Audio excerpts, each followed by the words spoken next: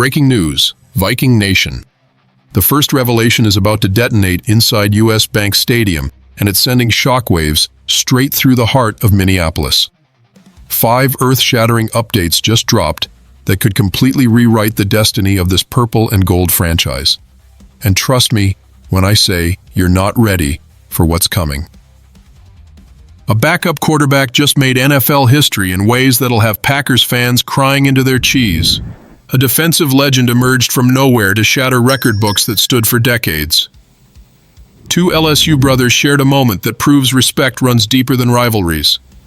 And a catastrophic meltdown by our enemies revealed exactly why this Viking squad might be the most dangerous team nobody's talking about.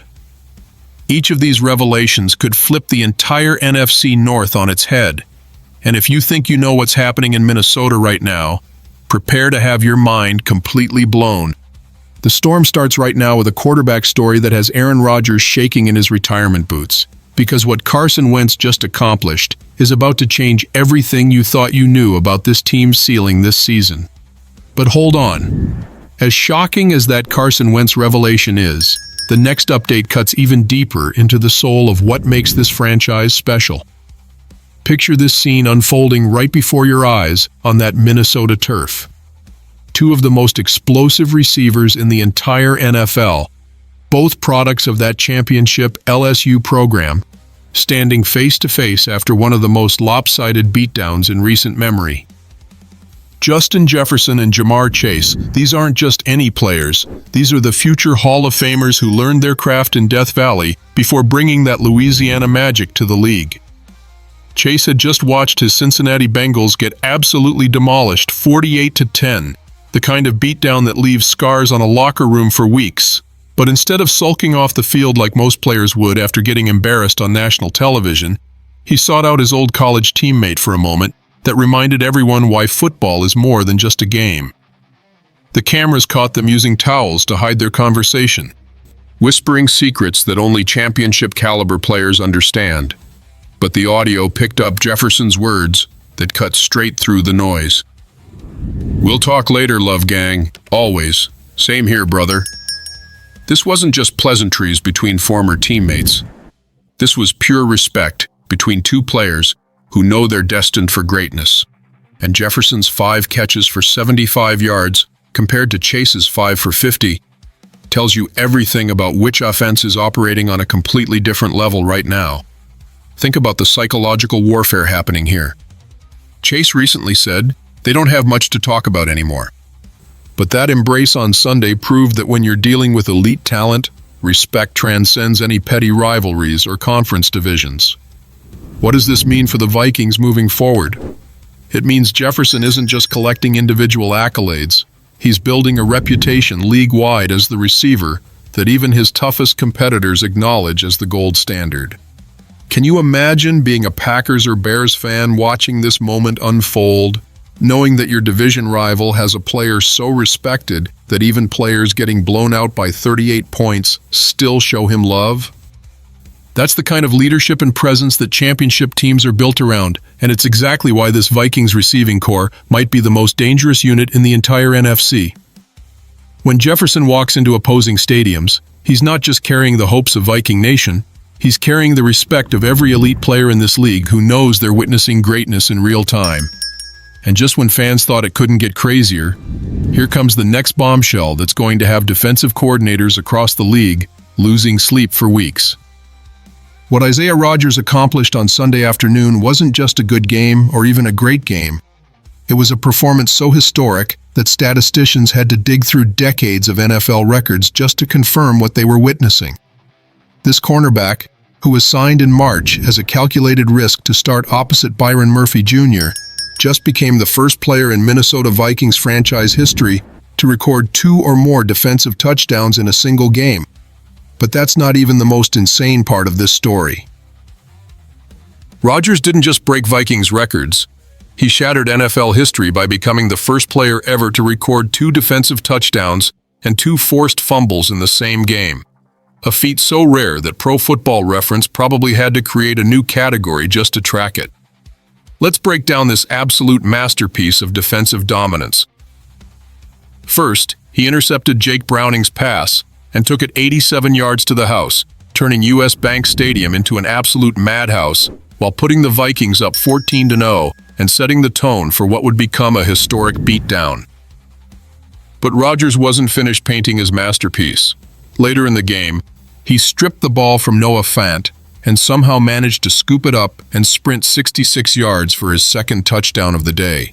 A play so spectacular that even Bengals fans had to acknowledge they were watching something special.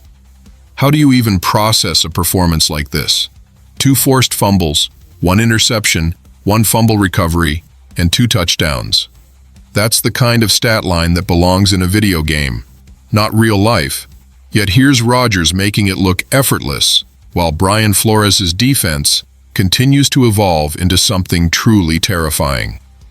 The psychological impact of this performance extends far beyond just the numbers on the scoreboard. When opposing offenses see film of Rodgers single-handedly destroying drives and turning them into instant touchdowns, how do you even game plan against that kind of explosive playmaking ability? This is exactly why the Vikings' defense under Flores is becoming the most unpredictable and dangerous unit in the NFC. Because when you have corners who can flip games in the blink of an eye, every single snap becomes a potential house call waiting to happen. Stay with me, because what comes next will flip the script in ways nobody predicted. And it involves a running back situation that's about to make every NFC North defense coordinator wake up in cold sweats. Jordan Mason just announced himself as the most underrated pickup of the entire offseason, with a performance so dominant that Aaron Jones might be looking over his shoulder when he returns from injury. Mason, who was already proving his worth as Christian McCaffrey's replacement in San Francisco before landing in Minnesota, just exploded for 116 yards and 2 touchdowns on only 16 carries, averaging an absolutely ridiculous 7.3 yards per attempt that had Bengals defenders questioning their career choices. But here's where the story gets really interesting for Viking Nation. This wasn't just a good game from a backup running back. This was a statement performance that proved the Vikings' offseason emphasis on fixing their historically bad short-yardage running game was exactly the right move. Last season, Minnesota's run game in crucial situations was beyond brutal. It was downright embarrassing, costing them multiple games and limiting their offensive ceiling when it mattered most.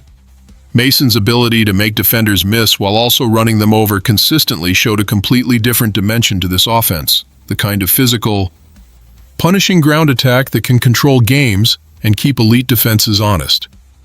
The combination of 3 new starters on the interior offensive line plus Mason's explosive playmaking ability has transformed this Vikings offense from a one-dimensional passing attack into a balanced monster that can beat you in multiple ways.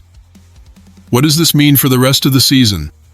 It means defensive coordinators can no longer key in on Justin Jefferson in the passing game, because now they have to respect a ground attack that can gash them for chunk plays and touchdowns. The psychological advantage of having a running back who can break off huge gains while also grinding out tough yards in short yardage situations cannot be overstated.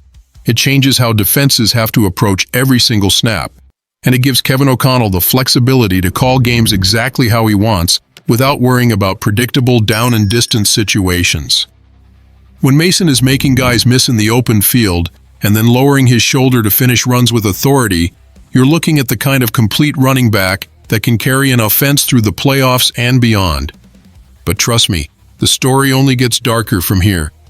And this next chapter involves performances that prove the Vikings' defense is operating on a completely different level than anyone expected. Jonathan Greenard and Dallas Turner just showcased exactly why this pass rush is about to become the most feared unit in the entire NFC, and the way they dominated without even putting up flashy sack numbers should have every opposing quarterback losing sleep. Greenard's 3 tackles, 2 tackles for loss, and 1 quarterback hit might not jump off the stat sheet, but his impact on Jake Browning's mental state was absolutely devastating. He was consistently getting penetration in the backfield, disrupting timing, and forcing Browning into Andrew Van Ginkel's 2 sacks through sheer pressure and presence. This is exactly why the Vikings invested big money to bring Greenard to Minnesota, because his ability to affect games goes far beyond just sacks and tackles, extending into the psychological warfare that separates good pass rushers from elite game wreckers. But here's where the story gets really intriguing for the future of this franchise. Dallas Turner is quietly developing into the kind of complete edge rusher that championship defenses are built around. Turner's improvement in strength and awareness compared to his rookie season is remarkable, and while the flashy plays haven't started showing up in the stat sheet yet, his ability to hold his ground in the running game and pursue plays on the backside proves he's mastering the fundamentals that separate decent players from elite ones. The boring stuff that Turner has locked down, setting the edge, maintaining gap integrity, using his hands to shed blocks, these are the building blocks that turn raw athletic ability into consistent NFL production. And the flashy plays that everyone's waiting for are going to come in bunches once he puts it all together. When you combine Greenard's veteran savvy and proven production with Turner's developing skill set and freakish athletic ability, you're looking at a pass rush tandem that could terrorize NFC North quarterbacks for years to come. The fact that they're already affecting games without putting up huge sack numbers should be absolutely terrifying for opposing offensive coordinators, because when these two start hitting their peaks simultaneously, quarterbacks are going to be running for their lives every single snap. Christian Darrisaw's return to left tackle was the final piece of this puzzle, as his elite pass protection allowed the Vikings offense to maximize their potential while keeping Trey Hendrickson completely off the stat sheet. A performance that reminded everyone why Darrisaw might be the most important player on this entire roster. And if this week felt like an earthquake, what's coming next could be the aftershock that topples the whole NFC North, because the psychological destruction that just occurred in Cincinnati tells a story that goes far beyond just one lopsided victory. When Zach Taylor stood at that podium after watching his team give up 48 points and commit 5 turnovers, 2 of which were returned for touchdowns, the look in his eyes told you everything about what this Vikings defense just did to a coaching staff that thought they had everything figured out. Taylor's repeated emphasis on those 5 turnovers wasn't just coach speak trying to deflect blame.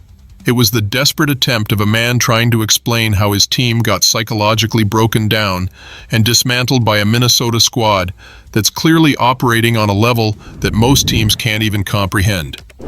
Jake Browning's admission that "we got crushed today, and you have to absorb that," was the kind of honest defeat that stays with players for weeks. The type of beatdown that makes opposing teams second-guess themselves when they see Minnesota on the schedule.